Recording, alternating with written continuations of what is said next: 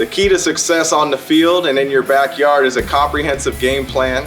So if you're building a fence or a deck this year, trust a Turkstra coach to design, quote, or order the right materials for your project. Visit a Turkstra Lumber near you to learn more. From the Ticats Audio Network, this is the Coach O Show with Luke Tasker.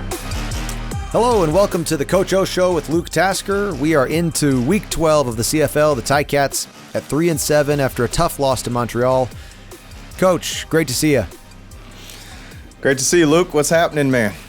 Not much. We're rolling through here, past the halfway point and on into a pair of Toronto games. Of course, Montreal last-minute field goals. I know you and I both, you as both player and coach, and I'm sure as a player, the last-minute field goals, and you've seen them probably go both ways. In your favor, they're incredibly exciting. And describe this one in Montreal as that last kick sailed through. I mean, had to have been a bitter exit from the field there. Yeah, it was disappointing and frustrating. You know, I thought we battled in a hostile environment, and you know, it was a hard-fought game, and definitely a game that we could have won, and it didn't happen that way. So. Yeah, definitely disappointment, and but you know, we play Friday, and we're moving on. Yeah, absolutely. We will get to some fan questions here shortly, or a fan question. And listeners, be sure that you mail any questions you have into the email at gameday@ticats.ca. Each week we'll pick a question for Coach to be asked, and yours might be on next week's show. The Coach O Show with Luke Tasker is presented by Turkstra Lumber. Check out the project coaches at Turkstra Lumber. They can help with any part of your home reno, and you can learn more about that at turkstralumber.com. Coach, let's start off with I mean, it really was an incredibly exciting game. It was not a loss where, I think you probably early on in the season have a long laundry list of things that you want changed, but this was a good football game. Any onlooker would have considered this an exciting one to watch. Can you tell me about some of the things that you're proud of with your team, some of the things that they're doing much better now, even though the game didn't go in your favor? Well, I think we're definitely responding to adversity a little bit better. I think we're coming through in the clutch situations where, you know, they're time sensitive, where we have to come through and make a play. We definitely left a handful of plays out there that would have helped us possibly solidify the game. I'm proud of just the way, and I don't just mean the physical play. I mean the sideline energy. I mean the no panic, the next play up, the way we've responded to key positions going down, not just leading into a game, but during the game. And those sorts of things where early in the year, maybe we would have got stuck in a lull, those type of things. But kind of when you've been there and experienced things, sometimes experience is the best teacher. And, also really proud of the people that, are playing for the first time, stepping up and it not being too big for them. And not just playing, but contributing. Yeah.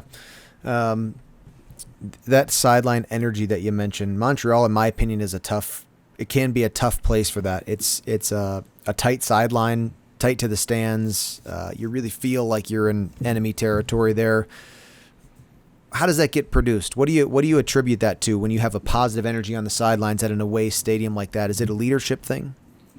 Oftentimes, absolutely. But Luke, you've been here. I think it's something that we spend time on, and you can't reenact or even prepare, even situations that happened before, or you can't really prepare for everything that's going to happen in the future. But, like I said, what you can do is show examples of being behind in a game, coming back, showing it with multiple different people doing it. And you just show them. Like there's power in visuals sometimes. And then, obviously hammering the message home, not just from the top, but in the subcultures as it goes throughout. So, and then, of course, like I said, just to circle back to your original comment, leadership does play a role in that.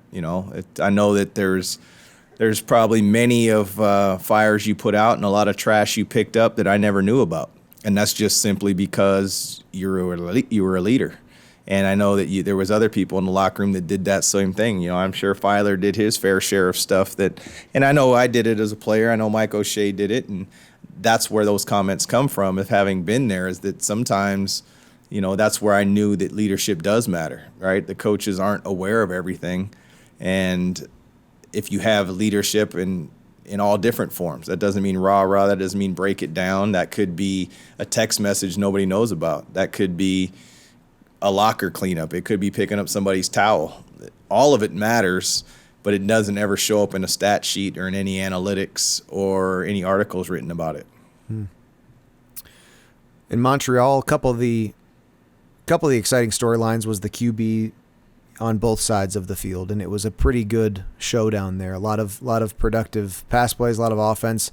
Matt Shiltz, what can you say about him? I mean, could you have asked much more from a guy in his position as to what he put on the field in Montreal? Sure, I'm a coach. I can always ask for more. You can ask for it, I suppose. Yeah. No, I was super proud of Matt. He's also Aiken, and he's just a natural leader. That the moments weren't too big for him. He stood in there and took a couple right to the chops, and delivered the football. There's a couple of throws, of course, he's going to want back, and there were some crucial ones there. But, you know, at the end of the day, he gave us an opportunity to win. You know, we took care of the football. We did score some touchdowns, and, you know, we kept the sticks moving. And ultimately, when we needed the drive to give us an opportunity to kick the field goal, we found a way to get it done. And, you know, I just think that he's earned the respect. You know, I feel like, and I mean the respect of his teammates and really the organization. And respect isn't, you know, it's something that you give. You know, it's not always something that you get. Like, you give respect just to give it. You don't expect anything in return. And he just gives it his all. And I equate it a little bit to, you know, for everybody out there, I'd say when Dane was the backup, you never really heard about him. He was just there. But you could tell there was something about Dane.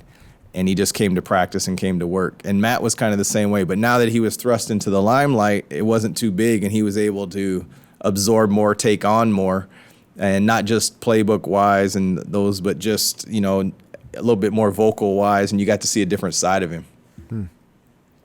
Obviously, the injury bug goes where the injury bug goes, but do you suspect, has Matt Shiltz earned his right to continue to see the field throughout the season? Yeah, I think we've, you know, established that, you know, we could play either one of these guys and win football games. You know, we've kind of did that the last 2 years here with Jeremiah and Dane. I'm not suggesting that that's exactly what it's going to look like, but I don't think there's any doubt that both of them can contribute to wins in the future for us. Coach, let's get to a fan question here. This one is from Robert. In 2019, statistically, the Ticats attempted more two-point conversions much more frequently than these last two seasons. Is there a specific reason for that change? Sincerely, Robert. Thank you, Robert. No, that's a fair question. It's something that we definitely worked on a lot. We still work on two-point conversions in practice. I would say that we found the end zone a few more times up to this point in 2019, and it was just kind of you just kind of knew we'd be back. So if you basically needed to go one of two. You know, if you get a two-point conversion, that you were still going to be at 14-0 or whatever the score may be. And I just think in this year it was about, you know, getting the maximum bang for our buck. And that's when we're down there to go ahead and kick it, even though those aren't guaranteed either. They're not, you know, exactly chip shots anymore. It's something that we'd like to get back to, and it's something we still practice. It's just been less of an emphasis because of the way the season has kind of gone. Good question, Robert. Listeners, remember you can email any questions you have for Coach to gameday@ticats.ca, and next week we'll pick another question to ask Coach. Coach, you're back into the Toronto series here. Montreal clinches second place, not clinches, but establishes themselves in second place moving forward at this point in the season at least, and now back to another back-to-back. obviously everyone has their opinion on the situation here, but Hamilton and Toronto, 4 out of 5 games, they'll have ended up seeing each other. Halfway through that matchup, what's your opinion now of this unusual back-to-back series with Toronto? Well, now it's with 2 already done. This is more. I look at this more as a Labor Day and the day after Labor Day. This has been done before, and so that's kind of my approach to it. And 4 out of 5. There's that's a bigger picture, a bigger question or comment to actually follow up on. But right now we've done this before. We've played 2 in 14, or we've even played 2 in 7 days before. And so that's kind of how I'm viewing this. So I'm gonna just pretend the other 2 didn't happen, and we're just gonna move on and say we've done this portion before.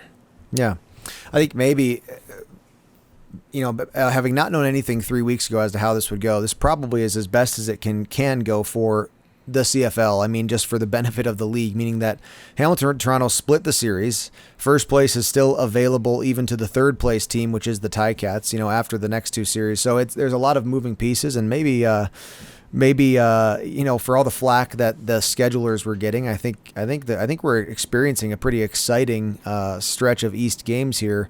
With Toronto, Montreal, Hamilton, and then even Ottawa still in the mix as we progress into the end of this second third. So never without excitement in the CFL. I'm sure in your locker room is that excitement felt? Is there a grind of the season? Sometimes the CFL I felt was 18 was such a long stretch that there can be a mid-season, drought there. Is there an energy and excitement still in the Ticat locker room? Yeah, and Luke, I don't spend a ton of time down there, right? My reflection usually is the meeting room, and of course on the football field. And I kind of leave the locker room to the locker room. But you're not gonna have a choice. You know what our team meetings are like. Like you're gonna be a part of it, and then we're gonna make sure that the energy is what it is, and that's just kind of how we do things, and that's probably not going to waver as long as I'm in this chair. And I just think that you got to have a little bit of fun when you do this. Let's not get it twisted. Winning is fun. That's fun. But you got to take away the other things, because it is a long season, and it's long on every. And you add 2 preseason games, you're at 20 weeks. You add 3 bye weeks, you're at 23 weeks. You add playoffs, and all of a sudden, it's a lot of football. And if you really think about like even some of the youth sport players, and even for those that are playing 12, maybe in the FBS, across the border, all of a sudden you're a sophomore, or from a sophomore to a junior, or a junior, like you're playing 2 seasons in one. Yeah. And that's not something that you can't, there's no preparation for that. It just happens.